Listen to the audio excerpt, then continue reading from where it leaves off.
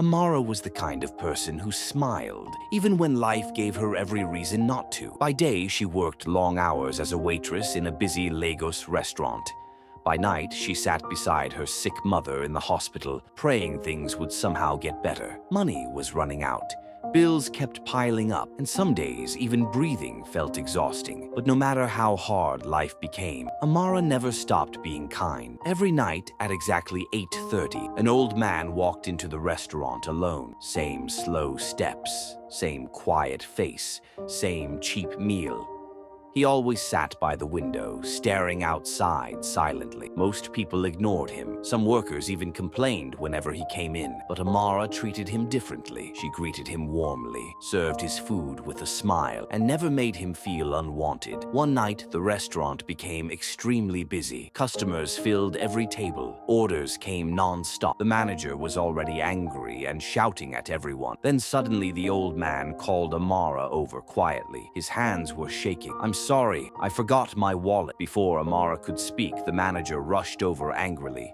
"If you can't pay, don't come here anymore." The entire restaurant went silent. Customers turned to stare. The old man lowered his head in embarrassment. But then, Amara did something nobody expected. She reached into her pocket and quietly said, "I'll pay for his meal." The manager frowned immediately. "That money is coming from your salary." Amara froze for a second, because the money she was holding was meant for her mother's medicine, the only money she had left. But after looking at the old man, she still nodded. "It's okay." The old man looked at her in disbelief. "Why would you help me when you're struggling too?" Amara forced a soft smile. "Because I know what it feels like when nobody helps." And suddenly, the old man's eyes filled with tears. Slowly, he reached into his coat and pulled out a thick envelope. Amara's heart nearly stopped. Inside was more money than she had ever seen before. The restaurant became completely silent. Then the old man finally revealed who he really was: Chief Adebayo, one of the richest businessmen in Lagos. But the money wasn't what broke Amara emotionally. It was what he said next. "Years ago, I lost my daughter." His voice cracked. "She worked as a waitress too." Tears rolled down his face as he looked at Amara. "Tonight, you reminded me of her." Amara burst into tears instantly, not because her problems were over, but because after carrying pain silently for so long, someone finally saw her heart. A few days later, Chief Adebayo paid for her mother's treatment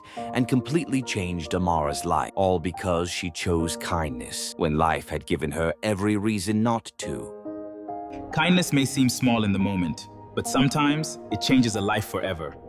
Amara gave what little she had to help someone in need. And in return, life opened doors she never imagined possible.